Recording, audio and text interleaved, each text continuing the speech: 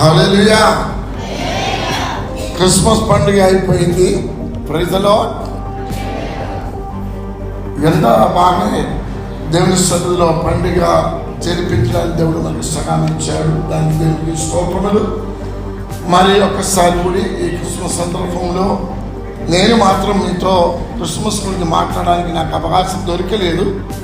ఎందుకంటే నాకంటే ఎదుటి వాళ్ళని వివరించడం నాకు ఇష్టమైన బట్టి పండుగ రోజు కూడా నేను సమయం తీసుకోకుండా మిగిలిన వాళ్ళకి ఇచ్చారు. అది మంచిది ఎప్పుడు కూడా. కానీ ఈరోజు నాకు ఇచ్చిన సమయంలో అరగంట మీతో పాటు క్రిస్మస్ సందర్భంలో మనం నేర్చుకోవలసిన కొన్ని విషయాలు, కొన్ని లెసన్స్, కొన్ని పాఠాల గురించి మీతో పాటు నేర్చుకోవాలని నేను కోరుకుంటున్నాను. దేని పట్లారా, నేను కూడా ఒక స్టూడెంట్ అని మీరు మర్చిపోకూడదు. అన్నీ ఎరిగి నేను ఇక్కడ నిలబడటం లేదు. కానీ దేవుడు నాకు ఇచ్చినది మీకు నేను పంచిపెట్టాలని కోరుకుంటున్నాను. మీ సహవాసము, మీ సహకరణము నాకు చాలా అవసరము.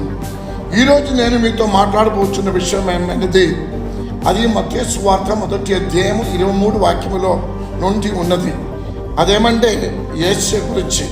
మీకు తెలుసు, God came down from heaven to dwell among us. దేవుడు పరలోకమును వీడి ఈ లోకంలోనికి దేనికి వచ్చాడంటే మనతో పాటు ఈ లోకంలో నివాసం చేయడానికి వచ్చాడు.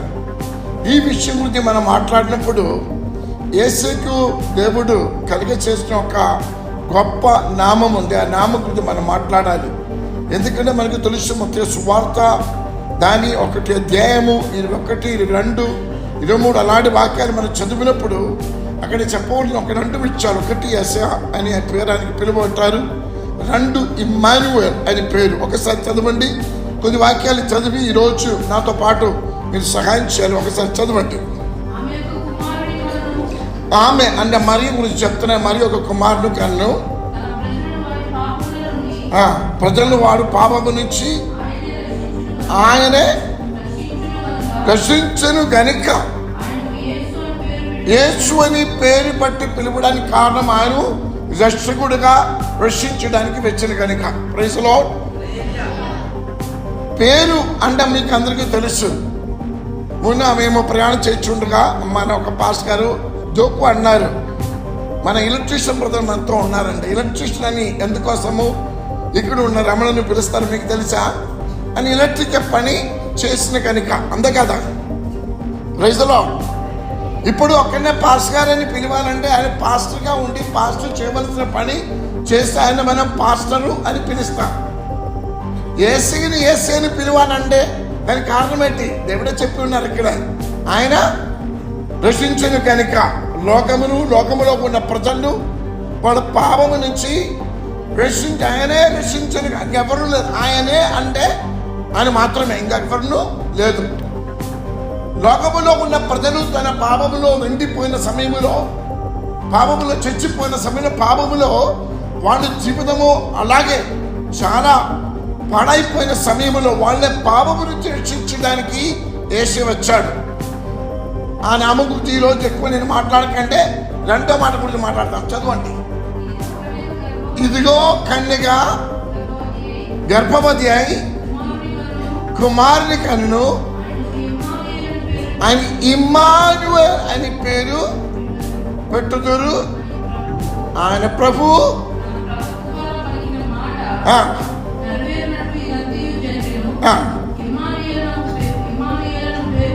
ఇమ్మానుయేల్ అని పేరు నాకు దేవుడు మనకు. చూడండి, ఈ రోజులో మనము ఎక్కడికైనా ప్రయాణం చేస్తుండగా, లేకపోతే మన జీవితంలో కూడా ఈ జీవిత ప్రయాణంలో ఒంటరిగా ప్రయాణం చేయటం అనేది చాలా కష్టం. ఇప్పుడు పాస్టమ్మ గారు, మన మరియమ్మ గారు ఇక్కడ నిలబడి ఒక సాక్ష్యం అన్నారు. నన్ను బాగా తాకింది. ఆమె నా తల్లి గారు ఉంటున్నప్పుడు ఏదైనా నాకు బాధలు వస్తే మాట్లాడడానికి నన్ను ఓదార్చిన వాడు ఆమె నన్ను కోల్పోయింది. ఎప్పుడు 2024 సంవత్సరంలో కోల్పోయింది. భర్త లేదు, తల్లిగారు లేదు, బిడ్డలు ఉన్నారు. కానీ ఒక్కరు మన జీవితంలో ఉండినప్పుడు మనకు విలువ తెలియదు. కోల్పోయినప్పుడే విలువ తెలుస్తుంది. అది మాత్రం నిజమే. మనము అనే జీవితంలో ఎవరినైనా పోగొట్టుకున్న తర్వాత మనకు అర్థమైపోతుంది, అయ్యయ్యో వాళ్ళు ఉంటే ఎంత మంచిదేమో. మనతో ఉండినప్పుడు ఆ విలువ ఎవరికూ తెలియదు. అందుకే మనం గొడవ పెట్టుకున్నారు, అంతే కదా. ఏదో విషయమైనా మనం తగ్గించుకున్నాము. దానికి అర్థం అనేది ఏమీ కాదు, విలువ తెలియక. ఒకవేళ మనకున్నవాడు మనవాడని అనుకుంటున్నవాడు మనతో లేకపోవటం అలాంటి ఒక పరిస్థితి వచ్చినప్పుడు తెలిసిపోతుంది ఎంత విలువైనది. ఆ తల్లిగారు ఏడుస్తుంది, తన తల్లిని గురించి ఆలోచించి. ఖచ్చితంగా ఆ బాధలు వస్తుంది, ఎవరికైనా ఆ బాధలు వస్తుంది. అలాగే నేను అనుకుంటున్నాను, మనం ఒక చోటుకు ప్రయాణం చేయించినప్పుడు మనం ఒంటరిగా ఉన్నారు. నేను ఈ మధ్యలో ప్రయాణం చేశానని మీకు తెలుసు. అక్కడికి వెళ్ళినప్పుడు ఎంతబై ఎయిర్పోర్ట్లో దిగిన వెంటనే నేను చూస్తున్నాను, అటు ఇటు చూస్తాను. ఎందుకంటే నాకు మాట ఇచ్చిన ఒకడు వాడు ఉన్నారు అక్కడ. ఆయన పాస్టర్ జేమ్స్ గారు వచ్చారా లేదా అని. ఆ దేశంలో నన్ను ఎరిగిన వాడు ఎవరు లేదు, నేను ఎరిగిన వాడు కూడా ఎవరు లేదు. అటువంటి సమయంలో మనము ఎవరైనా ఉన్నారని చూస్తాను. ఎందుకంటే ఒంటరిగా ఉండిపోవడం చాలా కష్టము ఎవరైనా చోట్ల. కానీ వెంటనే జేమ్స్ గారు ఆ నవ్వుతో నా ముందు నిలబడినప్పుడు నా భయం అనేది పూర్తిగా పోయింది. నాలో ఒక సంతోషం వచ్చింది, నాకు కూడా ఒక చిరునవ్వు వచ్చింది. దేని పట్లారా, అదే మన జీవితము. యేసయ్య ఈ లోకంలోనికి దేనికి వచ్చారంటే మనతో ఉండడానికి. దేవుని పట్లారా, దేవుడు మనకి తోడుగా అంటే ఆ పదానికి అర్థము మనం తెలుసుకోవటం చాలా అవసరము. ఈరోజు ఆయన ఇమ్మానుయేల్ అని పిలిచి మనము ఆ మాట విని మర్చిపోతాం. నిజంగా మన జీవిత ప్రయాణంలో మనకు తోడుగా ఉండాలంటే ఆయన తప్ప మరొక్కరు ఉండదు. మన భర్త అయినా, మన భార్య అయినా, మన బిడ్డలైనా కొంతసేపు మాత్రమే. కానీ చిరకాలము మన జీవితము తుదముట్టించిన రోజు వరకు, యేసయ్య వచ్చిన రోజు వరకు, పైనుంచి పిలుపు వచ్చిన రోజు వరకు మనతో నడుస్తామని చెప్పి మనకు మాట ఇచ్చిన నమ్మదగిన వాడొక్కడు ఉండే ఆయన మాత్రమే. ప్రైజ్లో మనుషుల మాటల మీద పడిపోతుందండి, గొడవలాడుతుందండి. ఈ రోజు మీతో ఉందామని చెప్పిన వారు ఉండలేకపోవచ్చు, కానీ యేసయ్య మాత్రం అటువంటి వాడు కాదు. ఇమ్మానుయేల్ అయిన దేవుడు మనతో ఉంటామని ఈ లోకమనికి వచ్చున్నారు. దేని పట్లారా, మనము ఉద్దేశం ఇక్కడ చూసుకోవాలి. దేనికోసము యేసయ్య వచ్చారు, ఇమ్మానుయేల్ దేనికోసం వచ్చారు. మీకు నాకు తెలిసిన ఒక కథ ఉంటుంది దేవుని వాక్యములో. ఒకప్పుడు మానవాళితో స్థిరం వాసం చేసేవాడైన దేవుడు ఏదెన్ తోటలో ఆ సహవాసమును పోగొట్టుకున్నారు. ఎలాగ పోగొట్టుకున్నారంటే దేవుడి వల్ల కాదు, మనము చేసిన పాపము వల్ల, దేవుని చిత్త ప్రకారం మనం లేకపోవటం వల్ల ఆ రోజు ఆ సహవాసము కోల్పోయింది. మనకు తెలుసు, ఏదెన్ తోట నుంచి దేవుడు ఆదమును అవ్వను మన ముత్తాతను మన అమ్మమ్మ గారిని కూడా దేవుడు ఏం చేశారు, వెలుపలికి పంపించారు. సహవాసం లేన సంవత్సరములు ఎన్ని సంవత్సరములు మీకు తెలుసు. బైబిల్ చరిత్ర ప్రకారం మనం చూసినట్లయితే 4000 సంవత్సరము దేవుడు మనుషులతో అటువంటి సహవాసం అలా ఎప్పుడు కూడా రాలేదు, ఉండలేదు. 400 సంవత్సర కాలము దేవుడు తన ప్రవర్తన పంపించారు. దేవుడు అప్పుడిప్పుడు ప్రజల వద్ద దిగి వచ్చారు, ప్రజలతో మాట్లాడింది, ప్రజలతో సంప్రదించారు, వాళ్ళు దీవించారు, ఆశీర్వదించారు. కానీ ఎప్పటిని కూడా ఒక స్థిరమైన వాసం అనేది అది జరగలేదు. 4000 సంవత్సరములు దేవుని బిడ్డలు, దేవుడు సృష్టించిన మానవాడు ఆ సహవాసమును కోల్పోవడానికి కారణము మన పాపము కట్టే. ఐజియా గ్రంథము 59లో రాయవలసినదిగా, దేవుడు కార్యం చేయడానికి ఆయన చేయు కూర్చి చేయు కాదు, మన ప్రార్థన పెట్టడానికి ఆయన చెవియు మందము కాదు.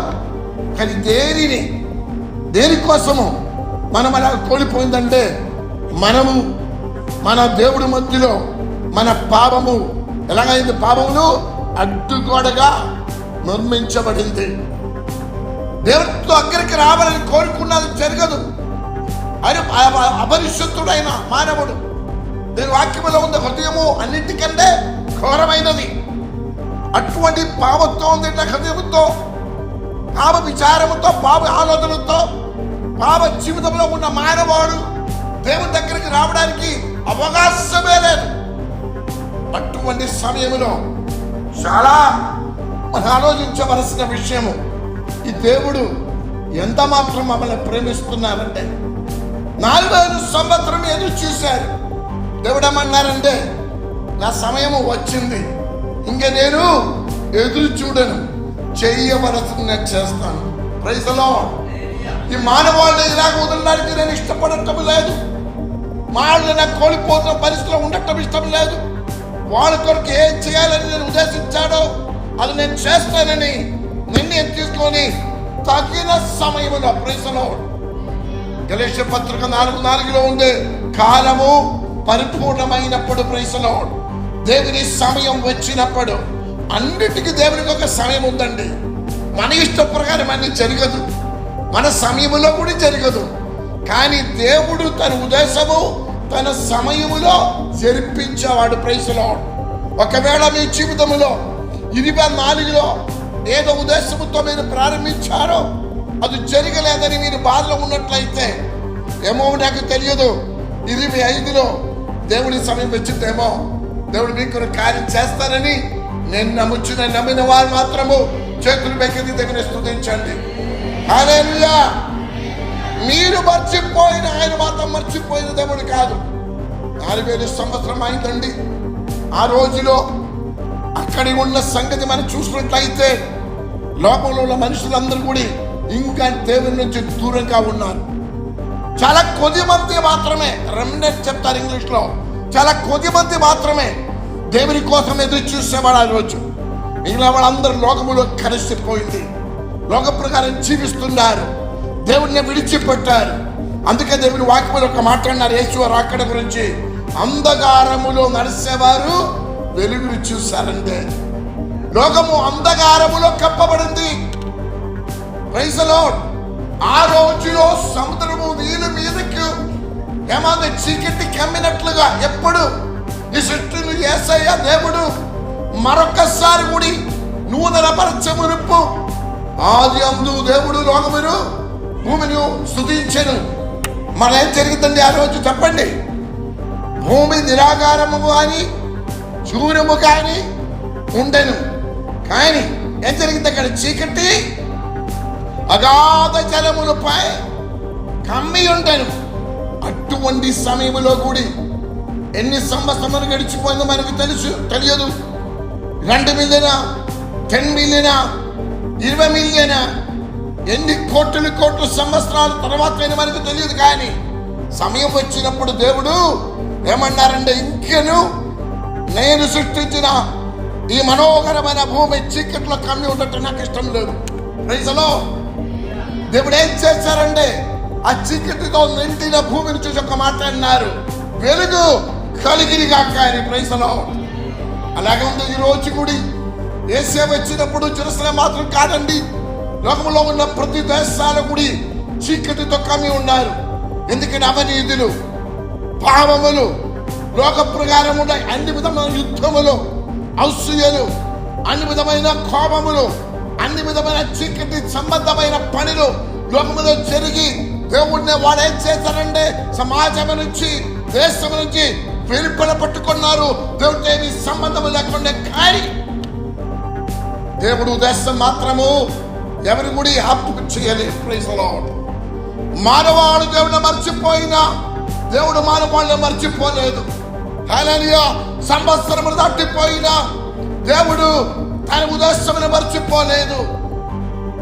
4,000 సంవత్సరం దాటిపోయినా ఆనాడు దేవుడు ఏదెన్ తోటలో ఆదాముకు అవ్వకిచ్చిన వాగ్దానము మర్చిపోలేదు. Praise the lord. ఆ వాగ్దానం నెరవేర్చడానికి యేసుని లోకానికి దేవుడు పంపించాడు. Praise the lord. ఆయన పేరు ఇమ్మానుయేల్. దేవుని కోరిక మొట్టమొదటి ఒక్కటే. ఆ రోజు ఈ రోజు దేవుడు ఏకరీతిగా ఉన్నవాడండి. మనమే మారిపోతే దేవుడు మారటం లేదు.